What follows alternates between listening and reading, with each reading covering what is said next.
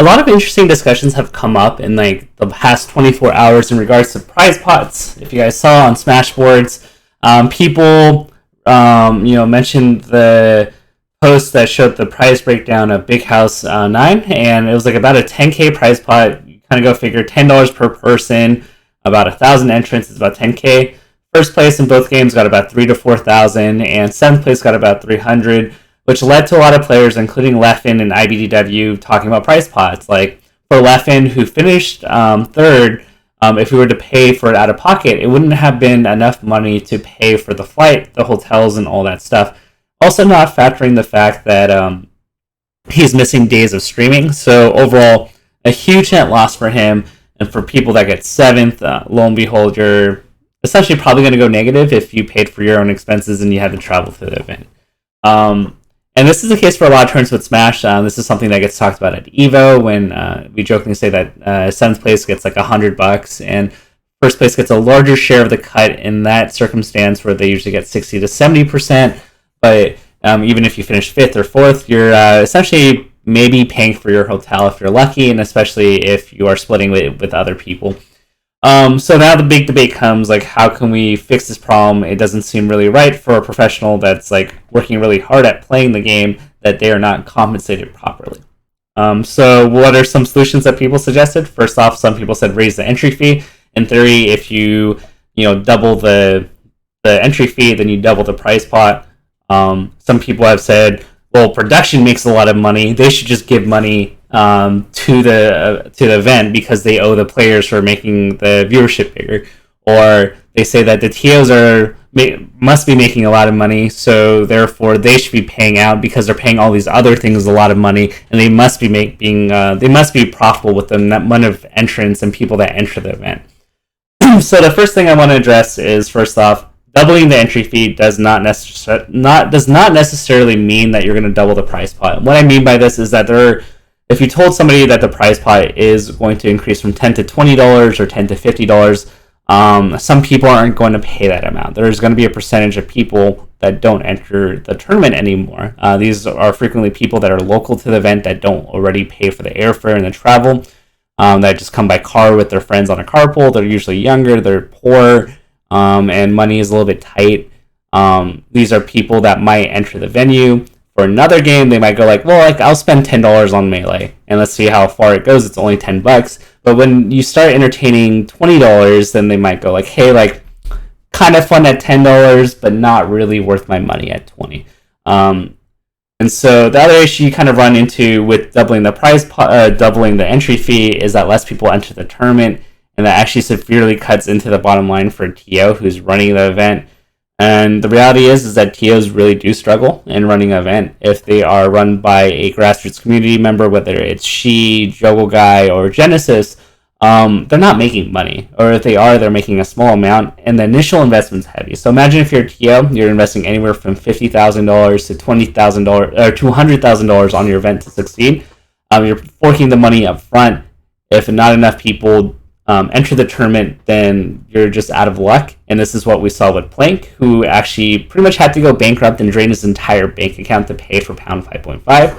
Although contract deals are a little bit better now, that is a reality and a risk to running an event. So already TOs are putting in big personal financial risk for low to negative returns. So like if you hemorrhage them even more, they're even less incentivized to run the event just because they're just going to go negative.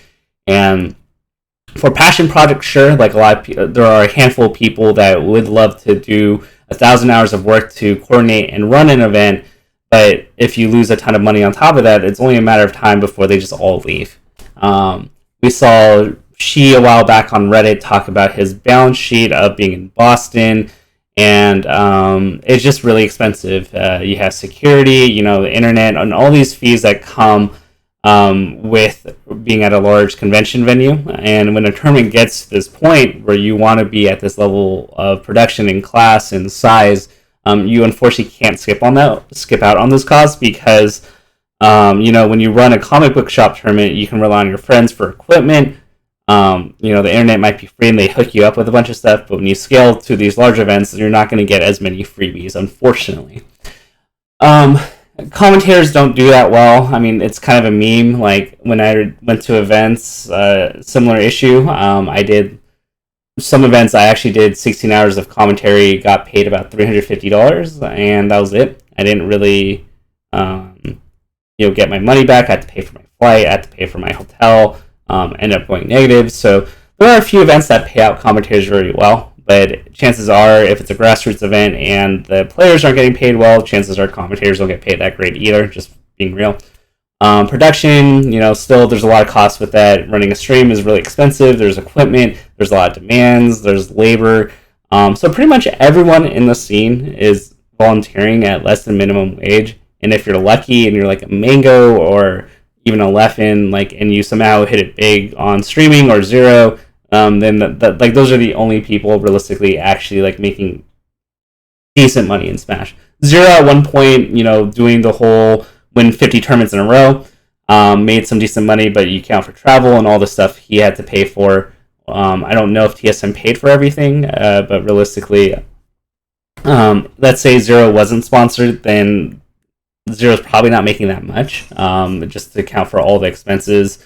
Let's say he wins $3,000 at a major, you have to account for all the costs that go into it with flight, hotel, parking, Ubers, and entry fee and everything. It just doesn't really add up nicely.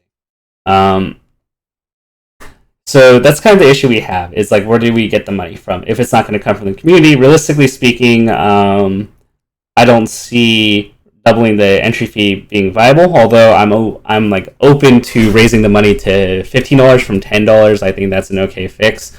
But even then, let's say we raised it to $20 entry fee. I think that would probably turn payouts to extend to top 16 or top 32, right? So you have more people to pay. So you're not doubling the amount of people, the number of money that the top 8 makes, because you're probably going to distribute it wider. So let's say 8th place makes $600 to $700 instead of $300. We're being really generous here. Players are probably still not going to be very happy with that. Leffen would get probably $3,000 instead of $1,500 or whatever you made, right? Leffen's still not going to be happy with that. So doubling the entry fee, although it sounds nice as an idea to increase the pot, I don't really believe it goes to a level where Leffen would realistically be satisfied with the results. It is an improvement, but I would still see a lot of complaints that a top 8 at a super major should be, getting at least $1,000, right? But even in this hypothetical where we doubled the entry fee and assume that nobody stops entering the event because it's doubled in costs, it's still not at a level that a lot of people would deem acceptable. It's tolerable, but not acceptable. So I think, taking money from the field is just not the most ideal case, because as I said, it's still not going to bring it to a level. In addition, you already have a lot of pot fillers, O2 guys, that they're not going to just donate $10 extra to the winner of the event unless they get something in return. And the issue that comes up is a lot of people complain about scheduling, and so you begin to ask yourself, well, if I'm going to pay $20 to go O2, I want something more. So you offer Swiss, you offer waterfall pools, you offer round robin pools, but top players don't want to do that either.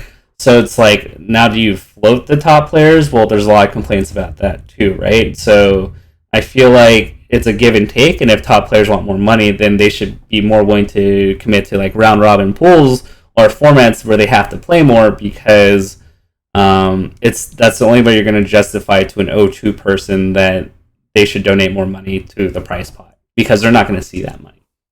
So that's one way to do it. I think the other way we can look at it is viewership. A lot of people go well, why shouldn't the audience pay for it? Why do the people at the venue attending events have to suffer and pay more money? Which I agree with. And the other issue you run into is, how do we monetize the viewers who say they want to put more money into the pot? And that's something that's done a while in other events, such as summits, where you can donate to the prize pot. It does work, but it only works for so many events. So imagine if 10 to 12 majors did that, even events like Low Tier City that had really good attendance and opponents. The issue you run into there is that you can only tap that viewership a small handful of times before it runs dry. So maybe in the first couple events you raise an extra $5,000 to $10,000, and Smashers are notoriously cheap. So I don't even see us making significant money off of that. And so that's like the issue you kind of run into. Maybe you can do a compendium, but if you look at kind of recent compendiums, those are kind of drying out, and you can say, well, like, that's because the merchant products aren't good, and I would say you have a fair point. But the other issue is now you're expecting a AAA product, and now the artists and the people who designed the merch and the products are going to get shafted because their profits are essentially going back into the prize pool. Now they're not making any money off of like what is like a top tier product, right? Because there's money that a person pays to fulfill the product, the raw material costs and all that stuff, shipping, admin things of running a shop. And then you're saying that the profits should all go to the compendium. Well, then now the artist gets screwed, and now they're not making money. So all in all, like, where do you find money? So there are some things to be said. 90K viewers is definitely impressive, and there's something that could be done. Unfortunately, single events don't really appeal to corporate sponsors, and the reason why that's the case is because when you have to do contract negotiations, you have to get lawyers involved. Most large companies that would actually give substantial money or like decent money to a tournament for branding and logo placement and deliverables, like, it's a waste of time for them to put in all those resources just for an event that lasts 3 days. So that's why when you look at like esports and partnerships and all that, you are going to see like year-long partnerships where you can justify the negotiations and the meetings and all that stuff that's associated with starting a new partnership or a relationship between an entity and in a company. So I guess that brings up, well, why don't we do a circuit? And this was lightly memed in the what was it, the roast that it was alluded to. TLDR. I don't think everyone believed in unifying. There's a kind of its own set of issues. Each individual event has their own goals and what they want to do. So it's really hard to unify people into a common goal of a circuit, right? Because there's a balance of power. Some TOs might lose some power, some influence. It gets kind of political here and there.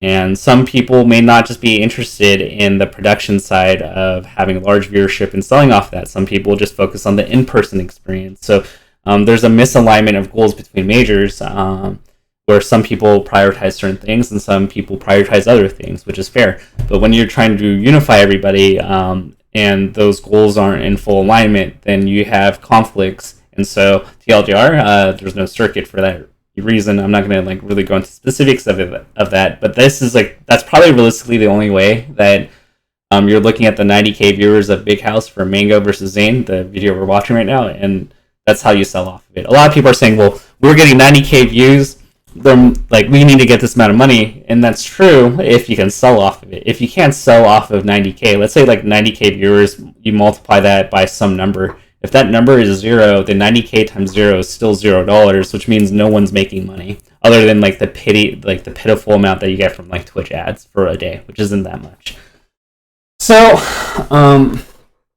that's kind of like where we're at. I've presented a lot of issues that have come up, and maybe I haven't really been solution based, but I just really want to paint a reality because I think a lot of people who are like armchair experts in this are just going, why don't you just do this? Well, it's like, yeah, but like that's like not realistic, and I hope this video explains why. I think at the end of the day, you have to like figure out a way like where you band like 10 events together and you just package it to sponsors, because I'm not really for the idea of selling, continuing to milk the community for dollars directly. Like, I feel like there's an upper limit to that before it just taps out and people get tired of just putting in money in. It needs to come from outside the community. Now with Nintendo, a lot of people will go like, why doesn't Nintendo do this or Nintendo do that?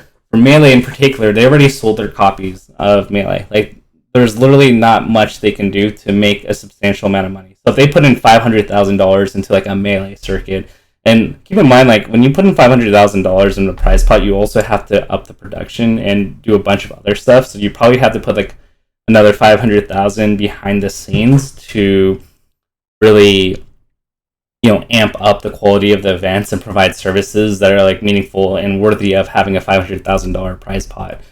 Or else you kind of get a Thunder's Gaming situation, which everybody memes and goes like, wow, they gave up all this money, but they're so shitty, and everybody just makes fun of them. And as an aside, like, I think like people who are claiming that they want larger prize pots and for like more money into Melee that are Melee and Ultimate, and they're like memeing Thunder's gaming. Like I think that's like the wrong way to go about it. Like if anything, you should be like looking to find like every way possible to collaborate with Thunder's gaming because they are an actual org with actual money that they're willing to put into Smash. Like they are the magical sponsor that people are looking for, right? They actually have the money, and it's kind of like weird when we see people that go like, yeah, we want more money, we need players that deserve more, but also like talk a bunch of trash towards Thunders. And granted, I don't think Thunders is perfect, and they can be like, there's many things that they can improve on, but with Thunders, like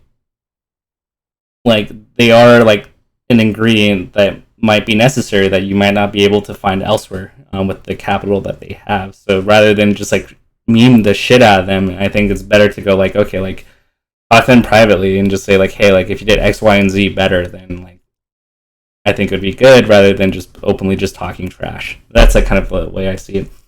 I guess the last question is like, are players like fundamentally valuable, right? Like if is them coming to an event worth like, I don't know, giving them a meaningful income without a tier 1 or like giving them $3,000 to $5,000? Is everybody entitled to have a living wage?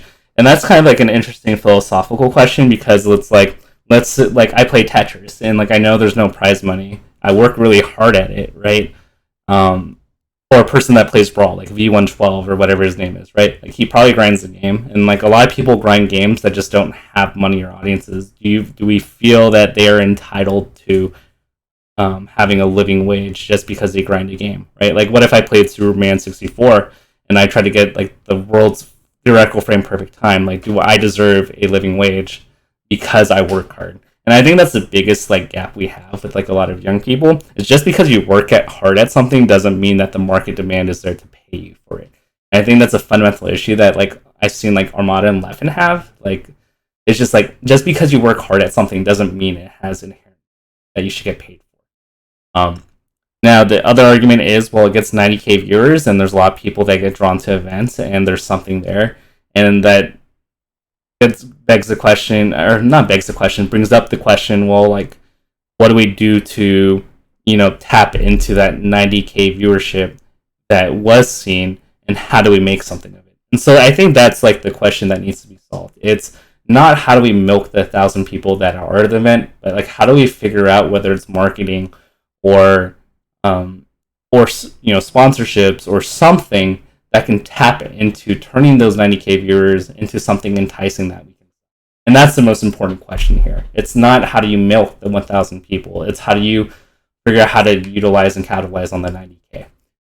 Whether it's, having them donate bits or enticing marketers to spend marketing dollars. That's the way that this should be done, honestly. I think entry fees, I've hopefully proven, won't move the needle much. Even if you had a $20 entry fee and you had everyone still entering the event, it's still not meaningful enough to move the needle. You will still see 7th place only make $600, which will still get memed at. People think they deserve $1,000, right? So that's not going to be a value that people are going to say, yeah, that's good enough. I think what's really being expected, and if you read between the lines of top players, and understandably, I'm looking at their perspective, is that if you get top 8 at a super major, you should be rewarded with at least $5,000. Something livable, right? Because these events don't happen enough, and the few times you do go and you get top 8, you should be rewarded with multiple months of rent, because these events don't happen enough. And if we want to get there, it's not going to happen through entry fees. So those are just kind of my thoughts on this whole thing. It's pretty complicated. I'm happy for the dialogue. I'm not really against, Leffen or IBDW or Armada for bringing this up. I think it's an important discussion to be had. I'm trying to be as level-headed as possible to just lay out what's going on with Smash finances and kind of the roadblocks and the direction that we should honestly be heading in this kind of conversation. Not everybody's going to agree with me. I totally understand, and I think everybody's going to have their own way of discussing this, but this is just my perspective and my 2 cents on the whole thing.